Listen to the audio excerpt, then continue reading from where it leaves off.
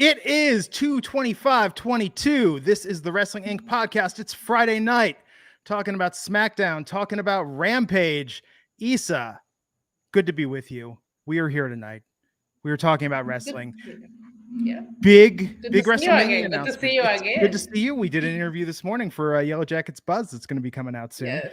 And the things we learned. But are you excited? WWE is playing with your heart and your loyalties with a title unification match at WrestleMania between Brock Lesnar and Roman Reigns. Just let's not talk about the business. Let's not talk about who's going to win. Let's not talk about who's better. Let's talk about Issa's emotions. Emotionally, how are you feeling about this? What is your process when you heard the news?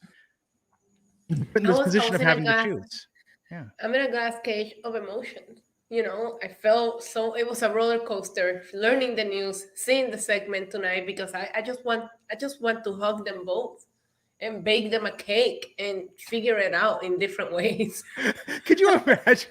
That would be the move. That would be like you put Sami Zayn versus Finn Balor, and you know what, guys, I'm rooting for both of you, but I really just want to see, can we work this out? Can we make this happen in some way, shape, or form without resorting to violence? Because I need you two to get along. I don't want to have to pick a side, and like the last time, I will be waiting until the very last minute to really announce if I pick a side. Ultimately, I feel like I win here no matter what. These are my two favorite guys. One of them has to win, so I should be happy, right? Yeah. But then I feel like I'll be betraying the one that loses by celebrating the other one. This is a very, very hard situation I'm in right now. It is, and speaking of tough situations, Alfred couldn't be here tonight. Now, I'm not sure I was reading his text right. He said at Applebee's tonight, there's some sort of POG convention going on. And as we learned the other night, Alfred loves the 90s game with the milk bottle caps, POGs. Apparently, he slams a lot of POGs in the waiting room and the Nasty Nest. And, I used to collect POGs myself in the 90s. I had the Alf POGs, some Power Rangers POGs. I don't want to brag, but I was slamming some POGs myself in the 90s. And Alfred's still keeping the spirit alive here in the 2020s. Yeah, I heard that because Applebee's closes early, the convention will be moving to the waiting room and the Nasty Nest right after. So, and that's really nice of him to give back to the POG community. And providing them a place. What an incredible guy. I'm so honored that we get to podcast with him. I know. And, I said, Alfred, you do such great work with the POG community. You're a respected leader, friend of the community. You take all the time you need to give back. Please, Alfred. We got this. Okay. Your priorities, you have them sorted right, obviously. And, when we meet up in Vegas, I look forward, Alfred, to checking out your collection. Oh yeah, 1000%. I can't wait. That's gonna be the first thing we do. That's gonna be our first. I have an entire schedule of abundant activities that the three of us are gonna do that I will be vlogging for my YouTube channel, and that is the first thing on the list. Actually, go ahead. So, title unification. Let's steer this back onto wrestling topics. Title unification. What do you think this means for the WWE for Raw and SmackDown? I'm very surprised by this news, Glenn, because I personally was one that kept saying, wow, these shows are on different networks. I don't see them unifying the title. So I'm very shocked that that's the decision. And number two is like, what title do we get rid of? Because Roman has really made something out of the Universal Championship, but the WWE title has such prestige. You would assume that the person that loses is the title that we get rid of, but I have a feeling that the odds might be on Roman's favor here. I don't see them dropping the WWE title for the Universal Championship. Maybe, we saw him tonight say, hey, that's my title too. We'll see how they twist it, but I will tell you one thing. I'm very surprised because I think it'll make things a lot interesting and for contenders, right? Especially with SmackDown. SmackDown is so hurting for talent right now. And now they just lost Cesaro. So I do think the idea of having one champion go back and forward between the brands, that's great, but I'm very shocked. And I got to tell you, though, I wonder if this means that Brock is done after Mania, because in my mind... No, stop! Well, but here's the reason why I say that. It makes sense if you have two brands and Brock and Roman are the two biggest male stars in all of WWE. Like it or not, it's the truth. In all of the world. In all of the world. There you go. Yes. So they're the biggest stars in all of the world. And you would want one on Raw and one on SmackDown. And because if they're feuding with each other, you can always move it over and have them appear on other shows, do whatever they need to do. Right. So I think there are opportunities there. Now, if you have one title and you have the chase with both of them going back and forth between brands, that's very limited. Whereas Brock can have his own feuds on Raw, Roman can have feuds on SmackDown. And the two can fight twice a year. You could do WrestleMania and SummerSlam or Survivor Series, however you want to do it. Survivor Series, the one time of the year, Glenn. The one time, the only time. Yeah. Except for Saudi Arabia and all the other times. One time except for all the other times. So I think that it just makes more sense from a programming standpoint to keep two titles. I hope they don't unify the women's championships. That would be disastrous for airtime and building new stars with the women. I think this makes... I get where it makes sense if Brock's leaving, but if Brock's staying, I think it's just limiting his opportunity. Right, I agree, and I feel like they're unifying the wrong title here. Like, for example, the tag team titles will be something that I would have seen unified way before this. We'll see where they goes. I think Ethan in the chat made a comment where it's like they unify them and then a year later we'll have another title, and it's just like, stop introducing new titles. That's just not, that's just not the way to go. We'll see where we go from here. But I will tell you one thing. I really thought that somebody was going to win both titles and we were going to see another Becky 2 belts situation. I wasn't expecting this. And it does make the match feel so much bigger. I will say that. It does make the match feel huge. And they needed that. I don't know that it's the biggest WrestleMania match ever because it is. They've had WrestleMania matches before. Okay, but this is for everything. This is for everything. Okay. It's for my heart. Well, and perhaps Paul Heyman's love. No, Paul Heyman, he needs to go away. It is true. We were talking about this the other night. Why would you waste Paul Heyman on either guy that can cut a hell of a promo and have charisma? Yeah. Put him with, actually, Ricochet, his limited words backstage tonight were probably the best Ricochet's ever sounded, but Paul Heyman could be used to such greater effect because there are a lot of wrestlers. Look at the promos. Yeah, look at the promos that Roman and Brock cut tonight. They both looked incredible. I did pop for Paul Heyman saying that he ended The Undertaker's streak. I thought that was hilarious.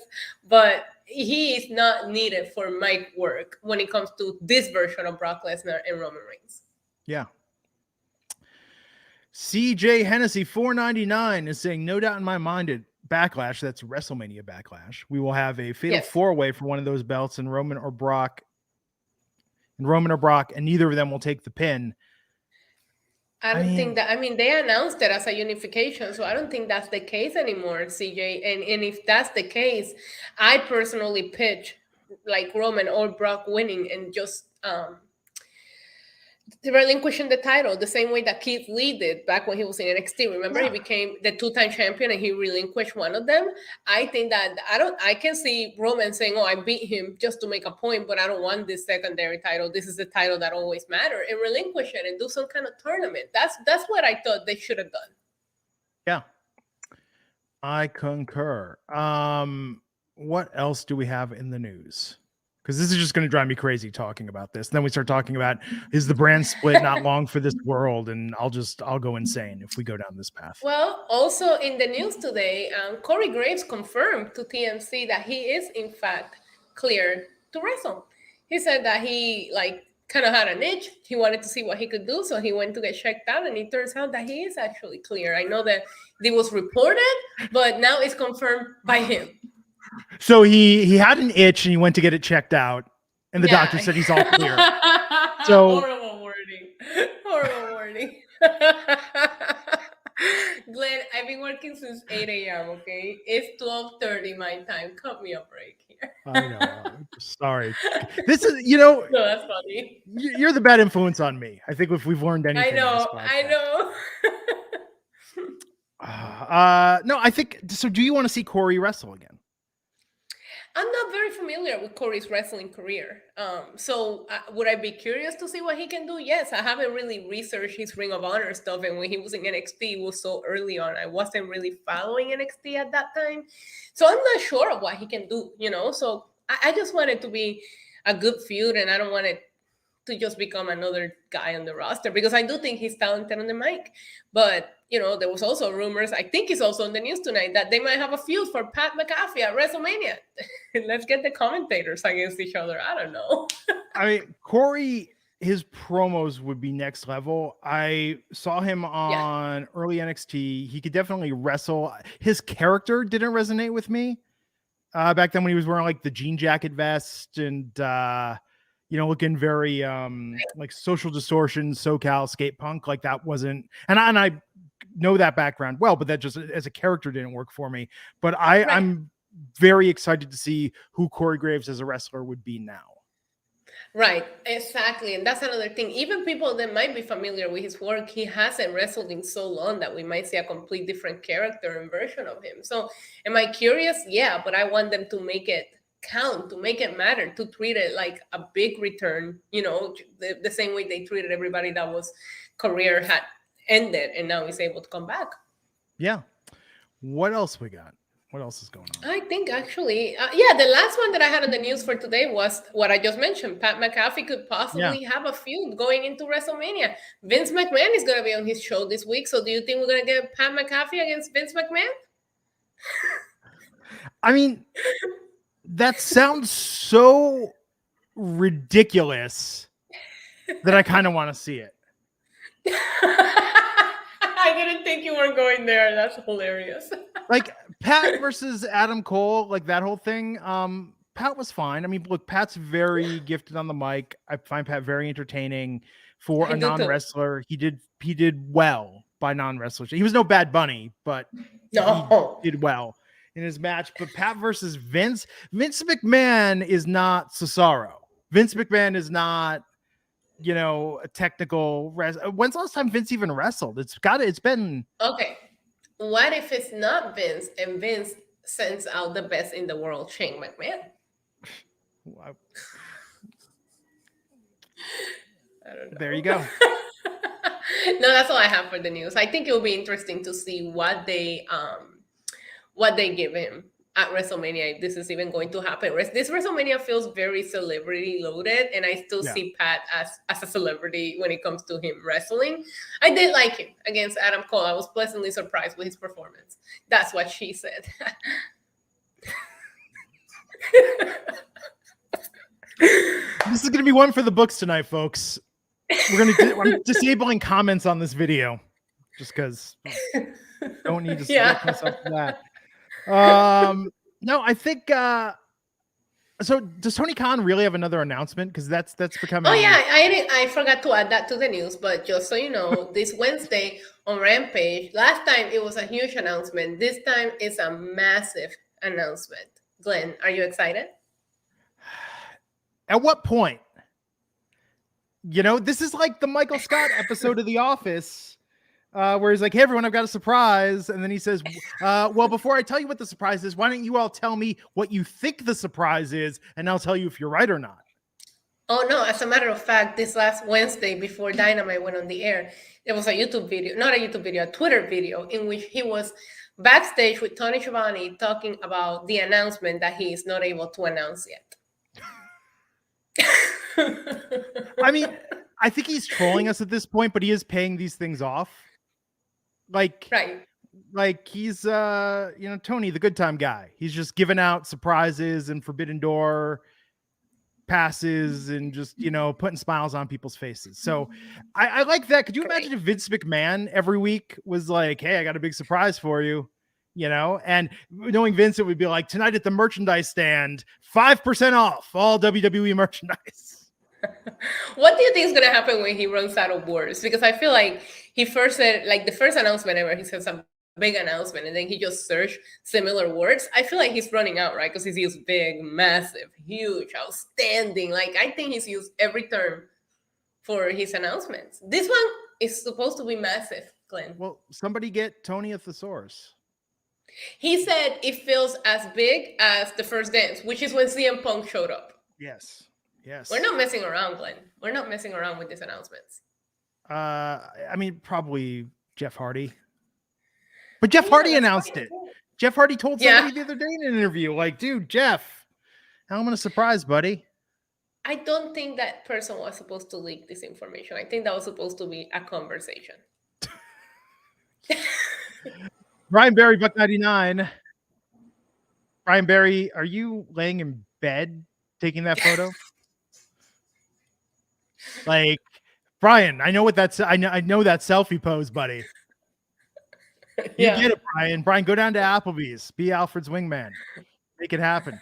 Was Brian Barry, Buck99, and it's a good photo. It's not a bad photo. It's a great photo. I don't look that good laying on my back, holding up the camera like that. Like, do you take a lot of selfies like that, Glenn? Do you take a lot of laying in bed selfies? Not in a couple of years. I mean, most of the photos I take of myself have my cats in them. I think you should take one tonight and update your profile picture everywhere. I think that would be a bad idea. But Brian wants to know, will Lashley be cleared to face Brock? No, he will not. Supposedly, he's going to have shoulder surgery. He's going to miss about 4 months, is what was originally reported. So this match at Madison Square Garden is going to be a last-minute announcement. I can see them giving him a Seth Rollins or an AJ Styles. I'm very surprised, and I think it'll probably get announced on Monday, because if bringing Brock to MSG is to sell tickets, you probably want to announce ahead of time who his opponent is. Yeah. Whoever it is just going to lose to Brock, and this is just a ticket grab for MSG. See, and that's the thing, too, because they're like, we talked about this the other night, but this is the sort of thing they used to keep Big Show on payroll for. Right. To make the surprise. Oh, 1,000%. I went to a house show, which they air on the network, and it was Brock versus the Big Show at MSG, and that was the whole marquee of the match. We always... I don't mean to brag, right? But we always get really good matches at MSG. We get, if we don't have a special guest like a Brock or Undertaker or John Cena showing up, then we get a title change. But something always happens at these MSG house shows. So tonight on the SmackDown, we open with Ronda Rousey. Yeah. Cutting a promo, having a face-off with Charlotte Flair, building up their match announced for WrestleMania. How are you feeling about Ronda and the crowd reactions she's getting coming back?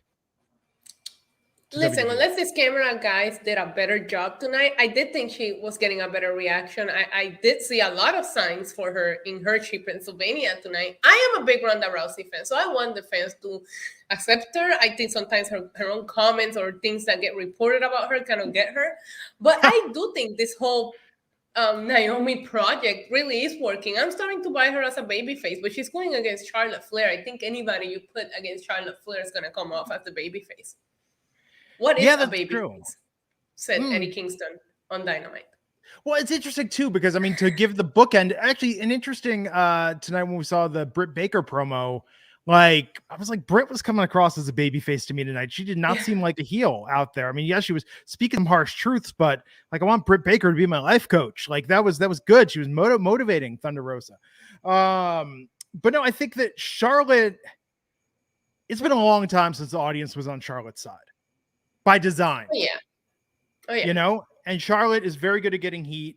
Very good. So I feel like with Ronda, is it the Ronda's the baby face or just that Charlotte is such the established heel and Ronda being a star? I mean, Ronda wasn't out there cutting like a You People promo or anything, but I think that I think if she's getting a babyface reaction, it's the goodwill people have towards Ronda Rousey as a UFC celebrity coming into WWE. I don't think there was anything in her promo that made me go like, yes, Ronda, I believe in you. You can do it. Like, she's not the underdog. Maybe it's because I have so much love for her, but I do find it just so impressive that she is here 4 months after giving birth, and she talked about how she did the math, and she knew when she was giving birth, and she knew she wanted to be back at the Rumble. Whether that's truth or not, I hope it's true. But I I just think that's so powerful for moms everywhere, you know. So I do respect that. I do respect her talking about how, hey, I just had a baby 4 months ago and here I am and I knew I would be back. She is an Olympian athlete. You know what I mean? So you do expect that kind of comeback from her, but again, it's Charlotte Flair, so I don't think that Ronda needs to try very much. But I will tell you one thing: there's not a lot of people invested in this match right now, so they have to cut these promos and they have to build these segments, because if it's gonna main event night one, right now, I would rather see Bianca and Becky. Yeah, there's no heat here. Look, whether it's Brock telling Heath Slater, you know, I don't give a damn about your kids. Like, I like when people are very dismissive of parents. Like, me too, but I don't have kids, so yeah, exactly. I was gonna say, yes, I was gonna say, as childless people, it's like, well, at least somebody got to say it. We don't get to say these things, but at least somebody got to no, we can. But when somebody say it, you can pop. Yeah, I'll never forget. The only time I ever been upset at anything MJF said was when he disrespected CM Punk's dog. That's when I was like, that's the only place we do not go. But kids, yeah, why not? Yeah. But so you know what? It's funny because I don't know why they're not using, sorry to interrupt you, but I don't know why they're not using the Charlotte Ronda story from Survivor Series. Remember, Charlotte beat the crap out of Ronda Rousey and the crowd was cheering her and booing Ronda. Like, why not just go back to that moment and build this heat from that? Okay, now this isn't like, being a WWE hater, being a Ronda hater, but who in their right mind said Ronda? And if Ronda came up with this, I'm sorry, who in their right mind thought it was a good idea to say, I'm going to be the first person to tap out Charlotte in half a quadrennial? What the F? Nobody talks like that. I know Ronda Rousey talks like that. Yeah, Ronda Rousey talks like that. I know a lot of 50-cent words too, but I don't go dropping them like quadrennial. Did you ever watch her on Total Divas? No, I did not. Okay, you have to watch her. Watch her YouTube channel. She talks like that. Like, this woman is. Trust me, I guarantee you it was her. Quadrennial. Issa, what's a quadrennial? I have no idea. Yeah, it's 4 years. 4 years. The Olympics are a quadrennial sport. Half a quadrennial. Half. English is my second language, so don't come for me because I don't know what the word means, okay? So not only do you have to know the word, but then you got to do math and split it in half. Like, that's a bad promo. I'm sorry. I don't care who you are. Maybe if you were Damian Sandow and you're out there, maybe those words belong in his mouth. But Ronda, is that going to make you the champion of the people in Hershey, Pennsylvania tonight? No, not at all. Not at all. No, I bet you I'm not alone on not knowing what the word meant. Thanks for educating me tonight. I had to look it up. I thought I knew what it meant, but I had to look it up. I actually thought for a second quadrennial, like 25 years, because I was thinking like quarter of a century. That's what I was thinking. That's what I was thinking. Yeah, no, it's 4 years, quadrennial. All the kids are talking about quadrennials. Kanye, new album. He drops that sick Morgan Freeman reference and talks about quadrennials. No. Yeah. No, he does not. Does he talk about quadrennials? I don't know. I'm not paying $200 for that player to listen to Donda too. But this match is going to be great. But good Lord, like, beef up the promos here. Let's get some heat going between these two. Let's get some chemistry. And if they don't have hot fire to spit when they're in the ring, make these a lot shorter. And then or just build that with video packages, because I'm telling you, one of my and it's kind of weird because it ended on a DQ, but one of my favorite matches in Ronda's run was that match with Charlotte. Yeah. No, and that's the thing. And Ronda can go. This isn't about Ronda can't wrestle. No, look, I commend her. She's back this soon after birth. I hope Turtle from Entourage is at home watching the baby. I hope their marriage is going well, because in my fantasy booking, that's who I think her husband is after the Entourage movie. I've never actually seen her husband, but I just in my head, it's Turtle from Entourage. You haven't seen her husband? Her husband is Travis Brown. He's a heavyweight, former heavyweight in UFC. It's a big dude. You know, he beat the crap. He's one of the guys that beat the crap out of that guy that jumped Bret Hart at the Hall of Fame ceremony. You know, Turtle was a heavyweight too. Then went on a diet. He lost a lot of weight. He's looking pretty good. So you're absolutely right. You're absolutely right. You know, and I think back, does anyone else ever think, why in the fuck did I spend 7 years of my life watching Entourage? Why did I go see the Entourage movie opening day? Me in a theater, first showing, alone, watching this film. I don't think about Entourage. I don't fondly think, you know what, I need to rewatch Entourage. Like, we were under a collective psychosis as a nation, as a world, paying attention to this mediocre show for so long. I never watched it. You didn't miss anything. Thank you. Kevin Dillon was okay in it. Okay. That's all I need to know. I take all. Now you're the only person that I accept TV recommendations from after Yellow Jackets. So. Yeah, Entourage was like, we didn't know what was good TV then, you know, so it kind of got a pass. But Sonya Deville got involved tonight, and next week, Sonya Deville versus Ronda Rousey on SmackDown. That I'm looking forward to. That has heat because Sonya doesn't have to say very much. Ronda, it's funny to think of like, oh, Ronda's, you know, someone's abusing her authority to like take advantage and treat Ronda harshly. It's like, I'll suspend disbelief. But Sonya is such a good heel that this works. It just makes you wonder, why was Sonya helping out Charlotte here when Charlotte walked away from her Elimination Chamber? Yeah. Makes no sense. But listen, we're going to get the match next week, and we need Ronda to get as many reps and whatever she needs to be able to be ready by WrestleMania time. So good for her.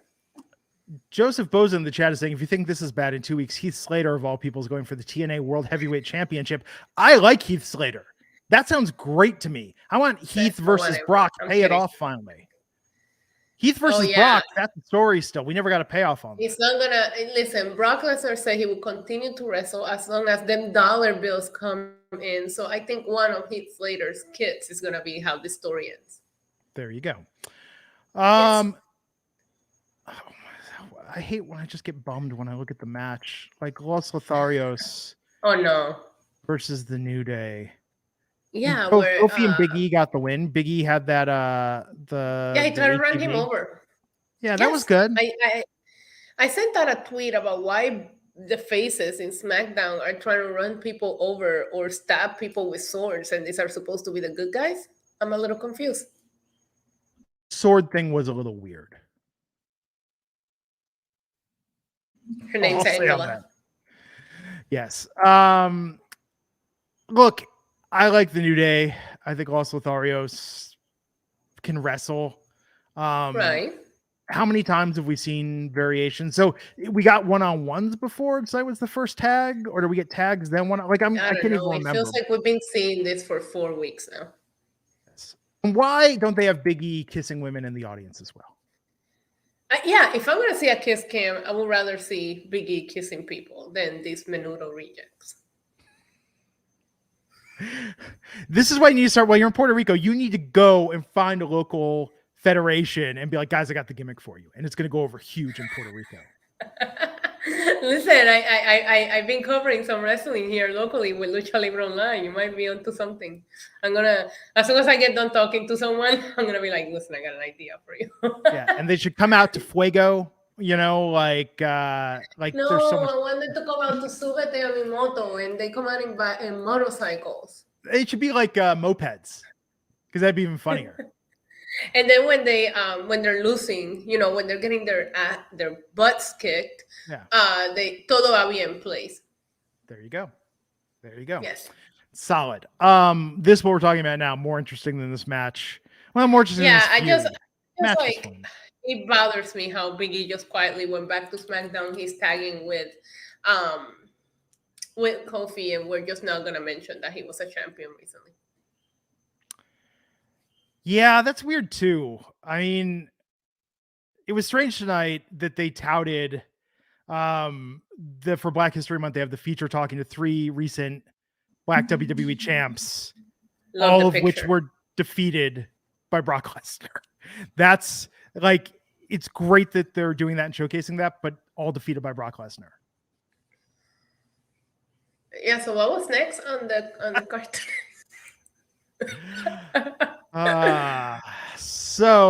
After that, a commercial for the Toyota Tundra featuring Shinsuke and Rick Boogs. Beautiful. Happy belated birthday to Shinsuke Nakamura, 42 years young. Yes, he looks very good. The Usos backstage with Sam Roberts. Yeah. Backstage, and attacked by the Viking Raiders. Yeah, because they want their match. As soon as this happened, I was like, oh God, no, please just give them the match. I'm tired of this. And we're supposed to get it next week. I'm not holding my breath. I'm not reading this comment that's in the chat, but oh my God, that just popped me.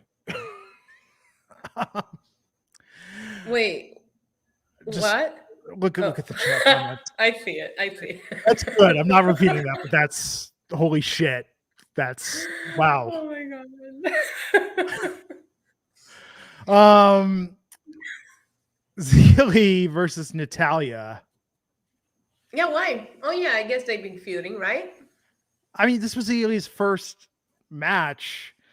And why? Okay, we were talking about this the other night about Nikita Lyons, the internet's favorite new NXT superstar. Yes. Which I like, honestly, I was like, this is short-lived, and maybe this was just us, and maybe a little prisoner of the moment. But oh my God, like people still are going on about this. And there was a backstage video of her with the nunchucks, and like Nikita Lyons mania is running wild. But we were talking about like, why was Nikita's debut match so competitive? Zia Lee, the protector, who has been dominant when she has showed up and saved people.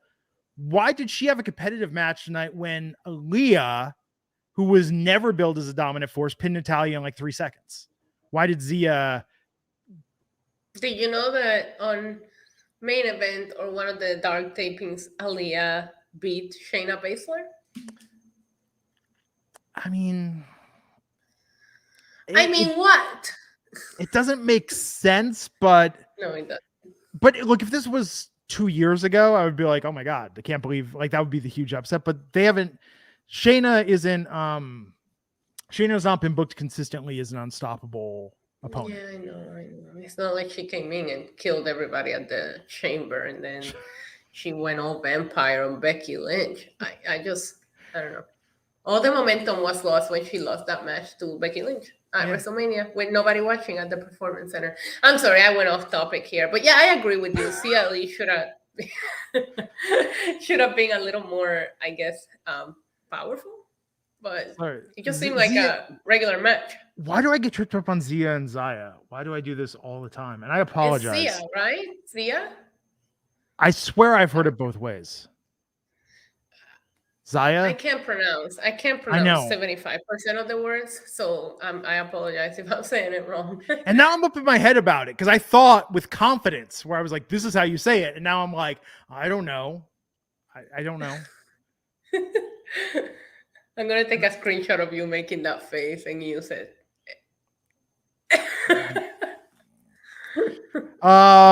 It's been a long day, folks. So I look forward to when Aaliyah defeats a returning Asuka.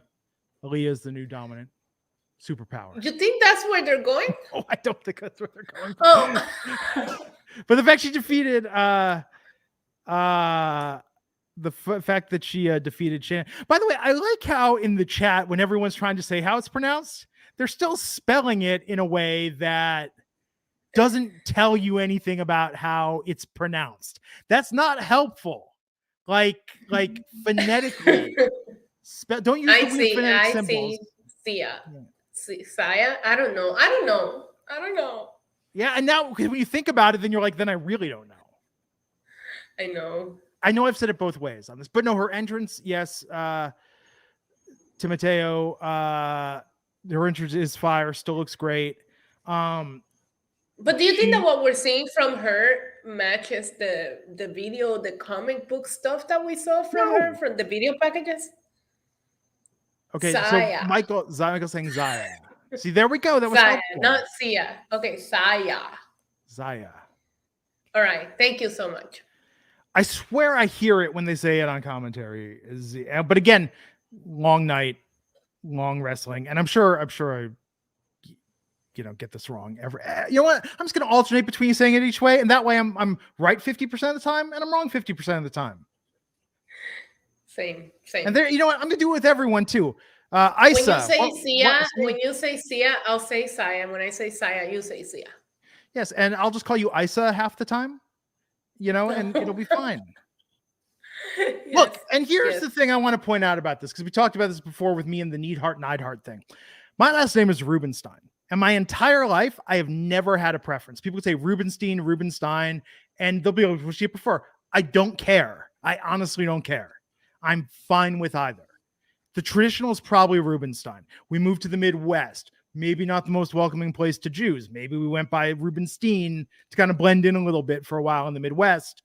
And I just lost my preference. Okay, you know? I can see that. I can see that. Just how it is. Just how it goes. So yeah, Zaya should have had a more dominant match here, I thought. And Natalia has no problem putting people over. So that's why it was weird too. But with the protector thing, I don't know. I feel like they're dropping that story. Where was she to save Ronda Rousey when she was attacked by Sonya Deville? Just saying. She didn't think Ronda Rousey needed protection. Well, apparently she was wrong. Intercontinental champion Sami Zayn. How beautiful are those words tonight? His celebration, and wouldn't you know it, interrupted by Johnny Knoxville. Of course it was. First of all, Sami Zayn looked very handsome in his celebratory jacket.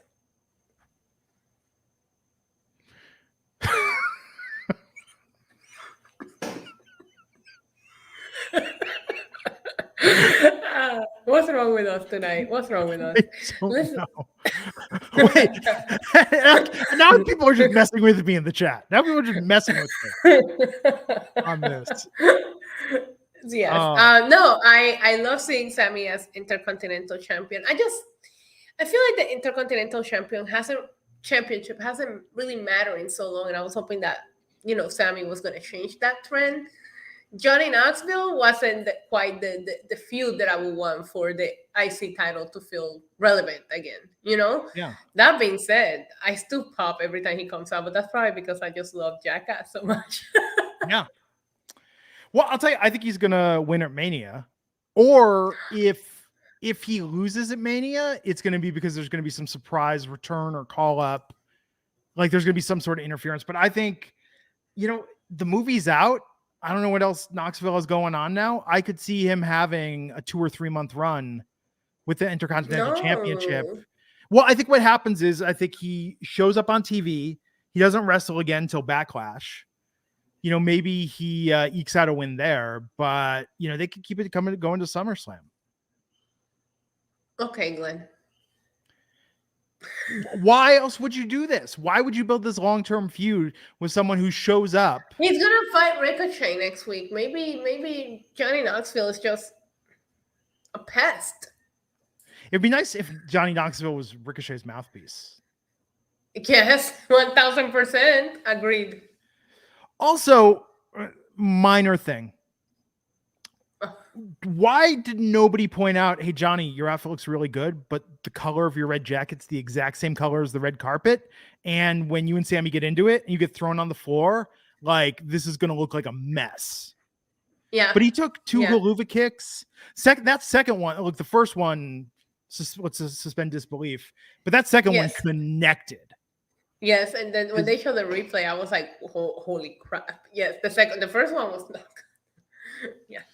So I like Bernie saying that Knoxville cost Zayn next week, cost him the title against Ricochet, and then we have Johnny and Sami without a title on the line for WrestleMania. But I mean, if that's the case, it's going to be one of those 6-man ladder matches for the IC title at Mania, because I don't think Ricochet. I don't mind those ever. Yeah, I think do those like are those. always fun.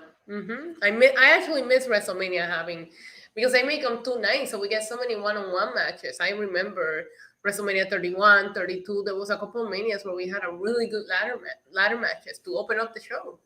Okay, wait, I got it. I got what happens. Okay. Okay. It's Johnny Knoxville versus Sami Zayn at WrestleMania. Okay. They have like a 5-minute match playing grab ass, whatever. People still say that. Matt Morgan used to say grab ass all the time. Yes. That's Matt's influence on me. They still say grab ass. So they have a match, but there's some weird stipulation. Something happens, and Knoxville's like, I can't go on, but I got an opponent for you, and it's Cody Rhodes, and he comes out and wins the Intercontinental Championship for his return at WrestleMania. Listen, I'm not mad. They could do it that way, or they could do it that way the next night on could. Raw. They could do it, the next night if Johnny does it. So, I mean, and that makes sense. Cody coming in Cody has to come in either as Intercontinental Championship or contender at the top of the card. But if we're unifying the belts, there's no spot. I mean, that's too few spots for that to happen. If they're gonna unify the belts, he might as well just come in and already say that he's never challenging for the world title like he did in AEW. Yeah, they'll be like, hey, this stip still counts somehow. So he rolled over from your last contract, buddy. You can't challenge. I wouldn't be mad at Cody just walking in and making a statement like that. I still would rather see Cody versus Seth at WrestleMania just because I see Seth as such a WWE guy, but I don't know that they'll lean in that direction of, Cody Rhodes, the AEW guy. I wish they did, but if he even shows up, who knows? Like, I don't know anything anymore. I have trust issues. Yes. But Ricochet backstage when he was just talking and interrupted Sammy and Pierce, that was the best Ricochet sounded. Yeah. It sounded very natural. He sounded good. But next week they're going to go for the title.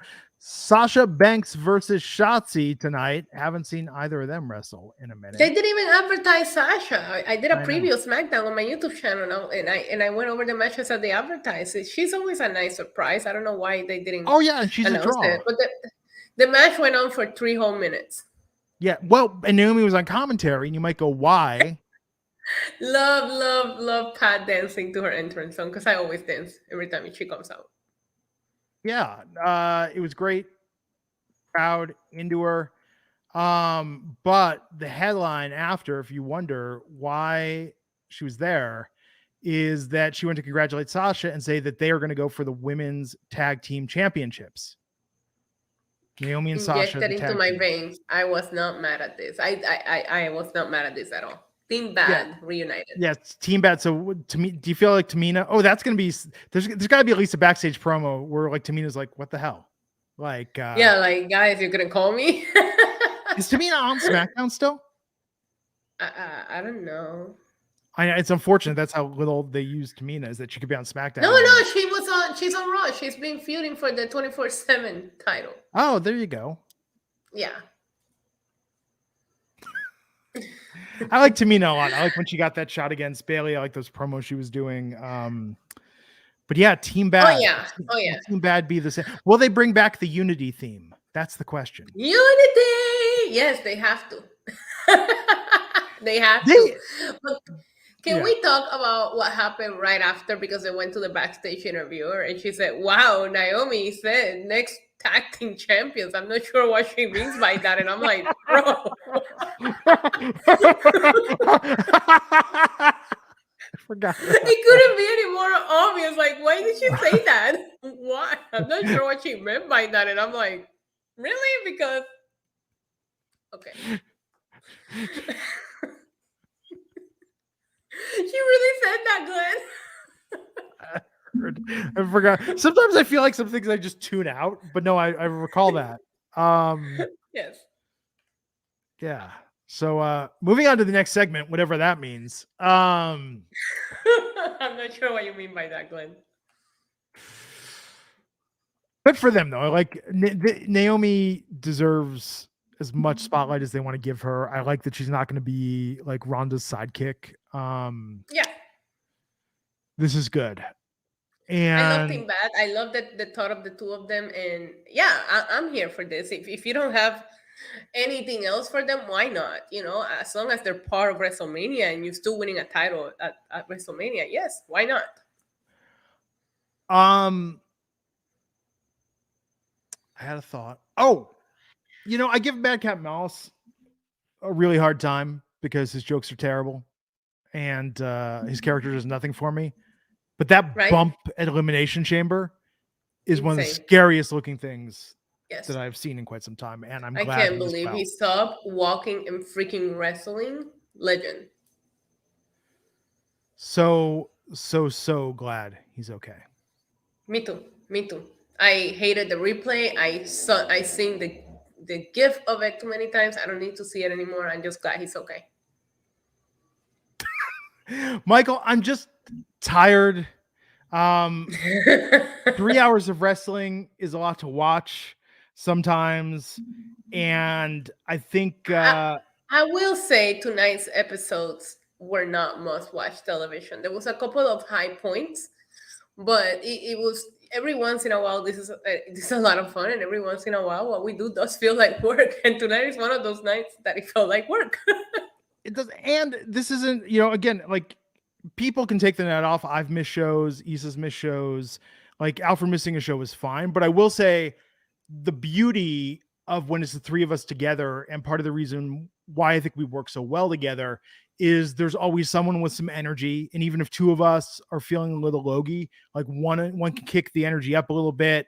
Like with three people, someone always has a really exciting take. And I think it's interesting too, because when I've done this with Christy or with TK or someone that I don't know as well, like you tend to just kind of move it along a lot of the time. But I think that Issa and I, having done this now for like a year and also doing a whole other podcast together, I think we have a level of comfort where it's easy sometimes to go more with the vibe of the conversation we're having rather than thinking about like, okay, we got to get this in, and what was the finish of the match, and what was that, and what was that. But I mean, look, our numbers have only grown on this podcast. I feel like whatever we're doing, whatever approach we're taking, people seem to like it. I know there's some purists out there that just want to literally say like, just stick to the results and stick to it and get to the psychology and talk about, whose strengths and weaknesses and, the angles and the comparisons. But it's like, at the same time, I mean, is there a shortage of podcasts out there that do that? I think what we do is a little unique.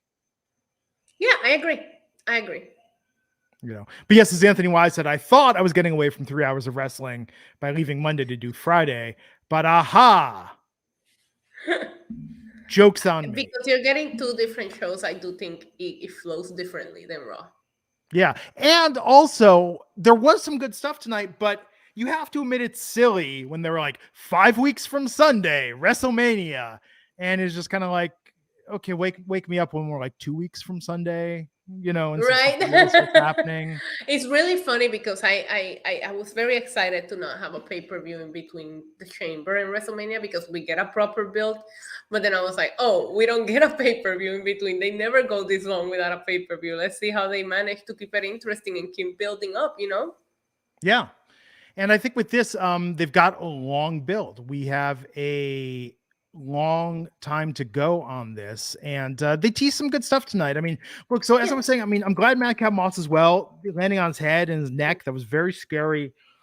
Seeing him with Drew tonight, I mean, I don't know that the Corbin and Moss stuff is elevating Drew, because I think that Corbin is a really good heel on his own. He was great when he was down on his luck. The match was good. And Madcap Moss can wrestle. But again, like, we see some variation on this all the time with these guys. For weeks from before Drew got injured and came back, and he's still in this feud. It's the same as what we discussed earlier with the New Day and Los Notar, whatever their name is. Because it's like, we've seen this so much. It gets to a point where you're just like, okay, let's just move on. And I told you that SmackDown does feel like it's lacking a little bit of star power, but the star power is there. They're just in weird never-ending storylines. Yeah. So the final segment tonight, the contract signing. Yes. For WrestleMania, Roman, the Bloodline, Heyman. Honestly, I ovulated as soon as Roman's music hit. Issa, some people have tried to say Glenn's a bad influence. Someone actually in the comments said, Glenn encourages her and leads her in this direction. And I just want to point out, there is one man responsible for Issa's behavior, and that man is Roman Reigns. She was 1,000% laced, some would say prude, before Roman Reigns came into her life. People were like, oh, that Issa couldn't get a more moral and just sort of buttoned up person. She was wearing glasses and her hair was up, and she saw Roman, and it was like the librarian whips the glasses off, shakes the hair down, and you go, oh my God, who knew this passion? It actually almost went like that because I wasn't watching wrestling, and I took my nephew for his 16th birthday, I think it was, to an episode of Monday Night Raw, and I haven't watched in years, so I don't know what's going on. And I'm telling you right now, the Shield came down right next to us, and I was like, "Who is that?" And ever since, it was love at first sight. So send your angry tweets to Roman if you are not No, do happy. not. I'll come for you. T Smitty 3000. I don't want the world titles to be unified because many of our faves would never have a title run since Glenn is Crocky tagging Issa for the hot tag. Well, Issa, you talk this closing segment was perhaps your favorite of the night, so I'll let you go into detail and cover this a bit more. But I agree with everything T. Smitty is saying that, yeah, it's going to be less opportunities with unified titles. And that really bums me out because I think they need to build more stars, and taking away that opportunity is taking away a guaranteed way to make that happen. And then Stellar Justin Lopez 499 saying, if I told you all Vince going on Pat Show was the start of feud for WrestleMania, would you believe me? Well, that's the rumors going wild on Twitter right now. I said that in the beginning of the show, Stellar Justin Lopez. Come on, man. I'm ahead of everybody. So this final segment, this contract signing tonight, talk about what happened. So Roman comes out. He's wearing the tracksuit. It's always such swag when he wears the tracksuit, right? With the white sneakers, beautiful, right? He sits down, and they start talking. And Roman talks. Paul Heyman talks about how this is the biggest WrestleMania match of all time. I personally agree. You know, he said bigger than Hogan and Andre, bigger than The Rock and Stone Cold. Then he proceeded to say bigger than when Paul Heyman broke the Undertaker streak. What was that? I know, me too. I popped for it. We go to an oddly timed commercial break before Brock Lesnar comes out. And he said before, like, cliffhanger, like, and then he just cliffhanger. I know. I was like, wait, what? You're serious? I mean, he does say these are spoilers, right? So that's when Beastie comes out. He looked absolutely incredible tonight with the turtle chain. Brock, the only thing missing, the only thing missing was a chain. Sorry, turtleneck with the best, no chain. We needed a chain. No break, just a ponytail tonight. Brock cut a great promo. What'd you think of Brock's promo? I thought it was good. Let's talk about what'd you think about the braid. To me, it reminded me of like when Justin Timberlake had cornrows. No, it's better. I mean, I like the Brock's trying stuff. I like that Brock's having fun, and I like Lesnar's confidence in this. I like that the way he's sort of taunting this, you know, like what's going to happen? How is this going to devolve? That's what I think about in every contract signing. Who's going to throw the first punch? Who's going through a table? What's going to happen? You know, well, I love that Brock said, I want you to know the only reason why I'm not jumping this table and kicking your ass is because I'm stopping myself. I thought that was very confident, but that was nothing compared to what Roman Reigns said next. Because he said that the ring, the cameraman, the WrestleMania sign, everybody works for him. Everybody is his, myself included. Thank you very much. He said the commentators work for him. He said that he is WrestleMania. Oh my God. I love you, Roman Reigns. I don't know if you watched the show, but I just want you to know that I love you. I'm sure Roman's like, I know I just got done with the live SmackDown. I got some, charity work to do. Got my family to think of, but you know what? Let's pop on some wrestling podcasts and see what the fans are saying. Cause I keep it real. I want to know what's going on in the streets, you know? I don't care if he doesn't watch. I just want to out loud say, I love Roman Reigns. I understand. Thank you. Have you ever actually sent a fan letter? No, I met him multiple times. That's true. That's the modern day. I actually behave, which is hilarious. I actually behave. A lot of people have seen my videos meeting Roman, and they're like, "Oh wow," and I'm like, "Come on, I'm grown." Did you ever write a fan letter as a kid? Yes, and I actually got a response to one. Oh, what'd you write? Who'd you write? I wrote a fan letter to Carlos Delgado. He was a baseball player. And he was playing winter baseball here in Puerto Rico, and he responded. My mom still has the response to it. Oh, that's cool. I wrote all the Star Wars actors to get autographs. It's a big thing. And I remember when I lived in Alameda, which is we're like right near Oakland. We found out like some Oakland A's players, like where they lived. And like, we literally like rode our bikes over there and just sort of hung out to like meet them, get them to sign a baseball. You know, it was such a different time back then. Kids today will never know the feeling, the heartbreak of sitting there waiting for the mailman to realize you were never getting anything back. Yeah. The kids today will not know about that. Oh, today, man. I guess the equivalent of a fan letter today is like getting one of them to like or retweet or respond to you on social media, right? Or like your post that you tag them on or something like that. That's probably today's version of a fan letter response. No, absolutely. So of course, this contract signing ended peacefully with both sides shaking hands and saying, you know what, we're going to save this for the ring. We're going to put on a great match. And whatever animosity we have towards one another, we're going to wait for this cake that Isa's going to bake us, and we're going to work it out. And that's how it ended. No, Brock Lesnar pretty much killed all the security guards. Yes. And it was fine. It was a good ending. It's great. It was great. And then did you notice that when he got done with it, his face wasn't red, he wasn't sweating, his outfit still looked on point. Like, it was not what.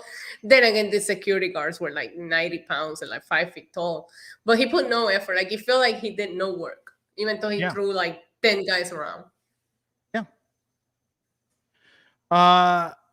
There were some high points tonight. I like Naomi and Sasha in a tag team. I think that's going to be really cool. I think this Mania match, I'm nervous about the unification. I think Charlotte versus Ronda is going to be a great match. I just want to feel the heat in this feud between them. But tonight's show was okay. But again, it's 5 weeks from Sunday, or 5 weeks from this weekend. I thought the closing segment was everything. There you go. Johnny Knoxville, good sport. So it's all good. So I assume when Stone Cold's coming back, he's going to come to Raw, not to SmackDown. Yeah, I mean, what the rumors right now is that it's a Kevin Owens thing. So I'm assuming Kevin Owens is going to go into the tag title match that he has with Seth Rollins, and then after that, we might see the return of Stone Cold if the rumors are true. Did like the Hershey, Pennsylvania crowd chanting Hershey's chocolate and Pat McAfee saying they're chanting Zaya's awesome.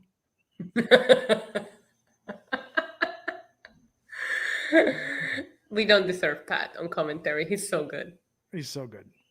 Rampage tonight. Oh man, I feel like Rampage needed to do things backwards, because starting with that TNT title match completely killed my interest level. You know what I mean? Like, it felt like it went from here to here instead of from here to here. Let's talk about that. Yeah, no, I get it. I mean, we had Sammy Guevara versus Andrade El Idolo for the TNT Championship. I honestly was surprised that Sammy Guevara retained, because with Andrade, I feel like he could use a step up right now. Yes, they haven't done anything with Andrade. I'm sorry, but they haven't. There's some people that they've done an excellent job with. Andrade is not one of them. And I get it. Some people were saying that Ric Flair was supposed to come in and they had to change direction. They debuted him with Vicky Guerrero, which was weird. But they haven't done anything with Andrade. And I thought this was a great opportunity to switch that momentum. That's not where they went with it. He lost. And it was pre-taped, which I don't mean to keep harping on, but it kind of takes the wind out of your sails, you know? Mm-hmm. Yeah, it affects your viewing experience. I love when they do Rampage live. Yeah, it means so much more. And I don't think it's doing him a favor to, after to have Matt Hardy attack Sammy, Darby Allin and Sting run out.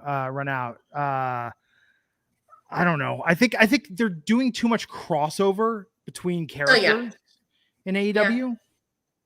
Yeah, there's a lot of feuds that are intertwined, and you get so confused on who's on what faction and why is this person attacking this person. But I just really want to see better for Andrade.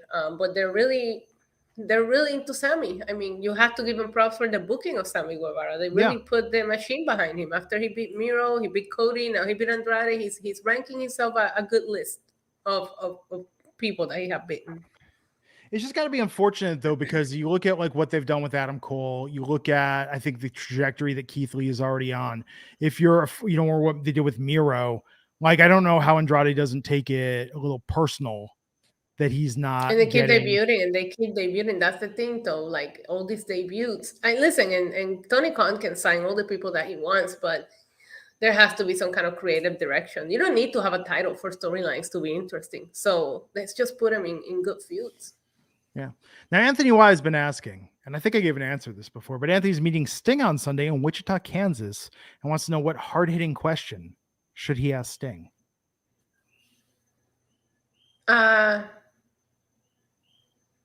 don't know. I guess I always wanted to know how he feels about this dream match that we never got to see with him and The Undertaker. And I know he's talked about it before, but if I'm standing there in front of him, I would just tell him I would have loved to see that. I say you want to create a moment. You want something to go viral. I think you need someone videotaping you. You need to show up with a boombox playing Desert Rose and bring a copy of Synchronicity 2 for him to sign. And then ask him to join you in singing Desert Rose. That's it right there. I'm telling you that you will also ask him if he knows how to skateboard, because he's spending so much time with Darby. You would assume that by now he's a pro skater. Sting can't skateboard. Sting will die if he falls off that skateboard. You don't know that. He's a hoodlum. Sting? He said it in a promo.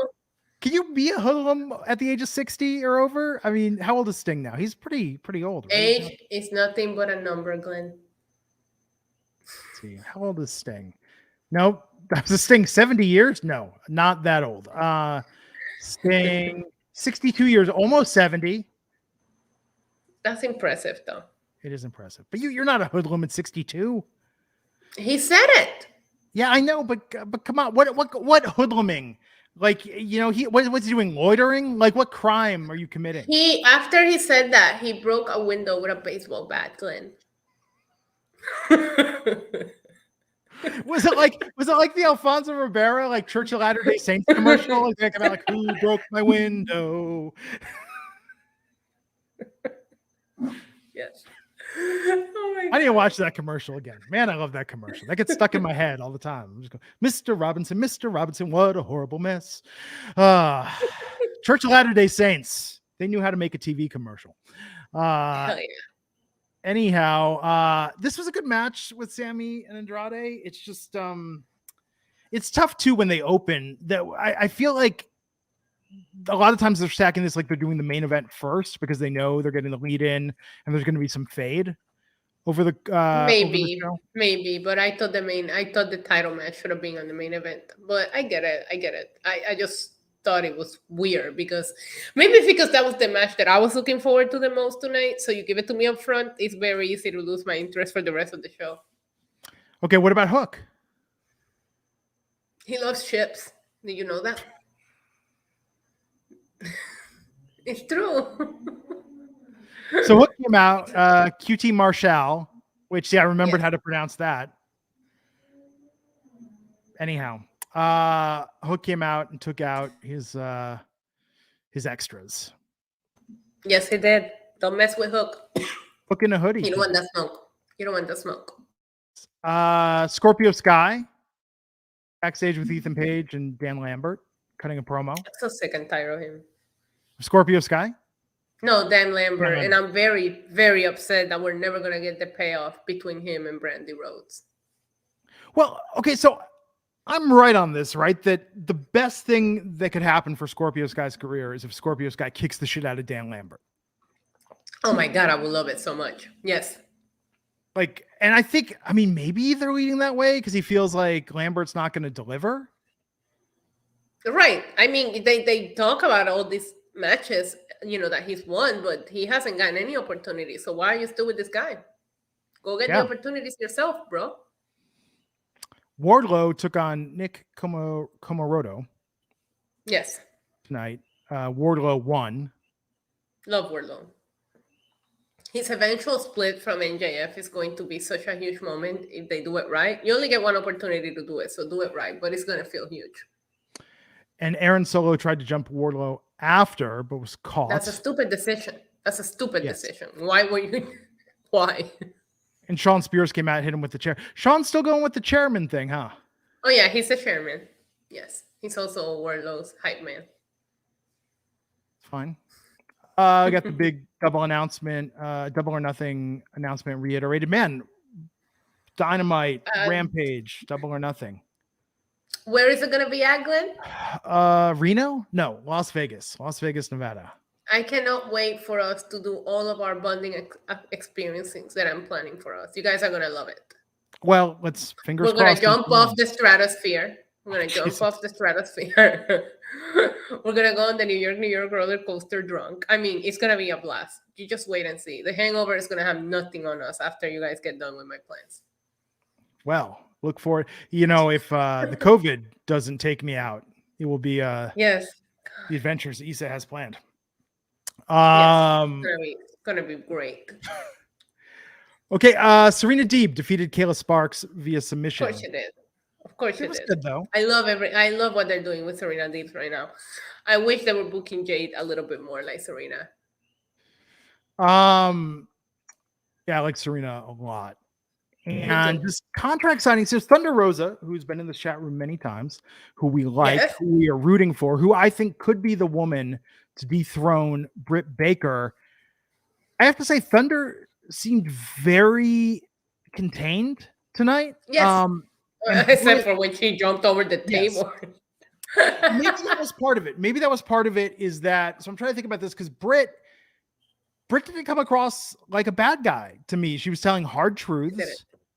At first, some parts of her were baby face-ish, but I almost think about it, if Thunder Rosa is the baby face, the idea is that she basically was gaslighting her and just needling her enough to get her to break, and that's why she jumped across the table and got her. But if I was tuning in for the first time tonight, I'd be like, why would she do that to this nice dentist that was just trying to give her life advice? I love this segment. It's the first time that we see Britt Baker go against someone that doesn't feel predictable. Yeah. I think Thunder Rosa has a shot here. I was saying my stream tonight even, that I feel like Britt Baker had lost a little bit of momentum, but it's just funny because as soon as she gets a microphone and she cuts a promo, she gains it right back. And that's the beauty of Britt Baker right now. I was like, she's losing a little bit of momentum. Then she cut that promo and I'm over here like DMD, So we'll see what happens. But I am so excited for this match because I do think that Thunder Rosa has a big chance of beating Britt Baker, where I haven't felt that way about any of the people she's defended the title against in the past. If it's not her, then who? Eventually Jade? Yeah. I mean, they're not booking... I think Thunder Rosa is number one in the rankings right now. They're not really booking anybody that strong at the moment. It's going to be a great match. It's going to be an absolutely great match. This Thunder Rosa and Britt Baker feud might just be more than Revolution. This might go on for a little bit. You know what? Serena Deebs could be up there for Britt Baker if Britt Baker retains here. This promo was very good. What did you think about the Acclaimed and this promo on Orange Cassidy tonight? Did you hear what they said, Glenn? Which one of the many things they said, Issa?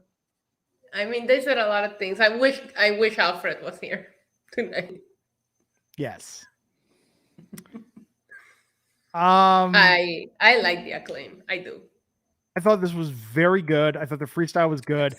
Orange Cassidy would have been better not saying anything. Word to your mother. That was kind of, I'm sorry, that was weak.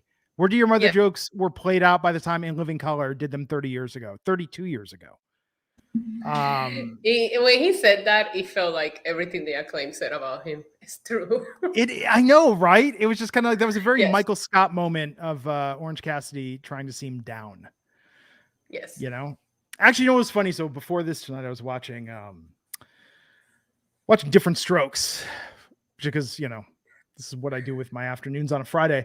And I was watching when Mr. Drummond married Maggie and Sam, the redheaded kid, the cousin Oliver of Different Strokes, started hanging out with Arnold and Willis. And it was very cringeworthy where Sam was like talking, jive, as the kids called it back then. And Orange Cassidy doing that tonight very much reminded me of that. Oh, 1000%. Yes. Yeah. And Bandy Jack, I thought Jacobs, but Bandy Jack, whatever. Bandy Jack Boz, saying that was the point. No, but Orange Cassidy is a fan favorite, and Orange Cassidy is cool in his laid backness. So I think there was a way you could have had him do something like the kid when he did the kick sequence and all that stuff, the hand in his pocket, that was fine. I'm just saying, just if you don't have something super clever to say, just keep it minimal. He could just be himself and be good. But let's get on to the match though, which was Face of the Revolution ladder match qualifier, Orange Cassidy versus Anthony Bowens. And I was surprised for Orange Cassidy how much they book him as a baby face to have him essentially win due to the interference of Danhausen tonight. Yeah, I agree. But every time I see Danhausen, I just pop. There's something about Danhausen that you can't help but to feel He's happy very when likable. you see him, even if it's costing somebody a match. Yeah. Good match though. And it's interesting though. I don't think. But the Acclaim is not cursed, right? Do you think that now they come out and they forget their bars like Eminem on 8 Mile because Danhausen cursed them? Oh, maybe that. Ooh, yes. See, I was thinking about that tonight when Orange Cassidy was doing. That was the first thing I thought of was the B-Rabbit choke at the beginning of 8 Mile, because everything in life can be relayed back to 8 Mile. Right. Agreed. 1000% agree. I've watched that movie so many times, and especially like the last 20 minutes of that movie, I've probably watched 100 times. I watched it when it was in the theaters. I think I went to see it a good 12 times. I'm a big Eminem fan. I think I shared that with you. He taught me how to curse in English. Thank you, Eminem. There you go. But no, I think that would be a good angle. I thought the freestyle tonight was very good. It went there in a way that, again, I think was very validating. And the match was good, but Orange Cassidy doesn't need this opportunity for being in this tournament. But I get that he'll draw eyes on. He just beat Adam Cole in a match that doesn't count. I would also feel weird if you don't go on to do anything significant with him. He's not winning the ladder match at Revolution, but I will hope that he has a little bit of momentum from that Adam Cole match. Do you think Keith Lee gets it? I hope so. Yeah, I think so. I think that's the best way to like almost make up to him how terribly he was treated on the WWE main roster. Me too. I have so much hope for some of the people that they sign. And Keith Lee is one of those people that I just really want to see do great stuff in AEW. So MK, get some usernames, chat room, please, that are easier to read. MKASPPDO64 saying Caster had a line edited out. I did see that people were saying he was going to drop a bomb or two tonight. I thought it was his finishing line against Orange Cassidy, but apparently there was even more that was edited out. That should have been edited out. The world is a weird place right now. We don't need to be. I'm glad they edited it out. Erring on the side of caution. I'm not editing anything out of this podcast. No, it's too late for that. It's too late. I don't got time. Oh, could you imagine just the list? I would be like, okay, just minute by minute, I got to go through. What do we got to take out? No, uncut. It's Friday night. But Rampage, I mean, man, there's something about an hour-long show. I would like to see Ricky Starks win too. MPDO just said that in the chat, and I agree. I love Ricky Starks. But I can see Keith Lee winning more than Ricky Starks. Killer Styles asking what I think of Kreese on Dynamite last week. I actually didn't see that. I'm not watching Dynamite. I'm seeing clips. I saw the photos, but I did not watch the episode. You see Buddy Matthews debut this week? I did see that in the House of Black, which is funny because him and Aleister They Black were in the same asylum, remember? You could have... I guarantee you, Vince McMahon probably thinks they're still on the roster, but he probably cut Kurt Hawkins, Buddy Murphy, and Aleister Black thinking they're all the same guy. In Vince's mind, that's the same dude. Yeah. Well, I don't know, but I can tell you that Buddy Matthews spent his weight claws like working out even more because Jesus. But, and I was on the treadmill during Rampage. I was watching that, and I was like a little more like, had my energy up, which was good. So it was easier to pay attention. Whereas with SmackDown, it's like, man, some of those lulls, it's easy to lull with that. But an hour-long show just flies by. Do you know I went to the gym yesterday to escape wrestling? And then when I got there, they had Go Big Show in 10 different screens with Cody Rhodes' face all over the freaking gym. Can't escape wrestling, Issa. No, never. It's not possible. No, not at all. But yeah, I think we're done. I think we went through everything. It's 1:35 a.m. here, ladies and gentlemen. Oh, there you go. I'm gonna text Alfred, see how the POG convention's going on.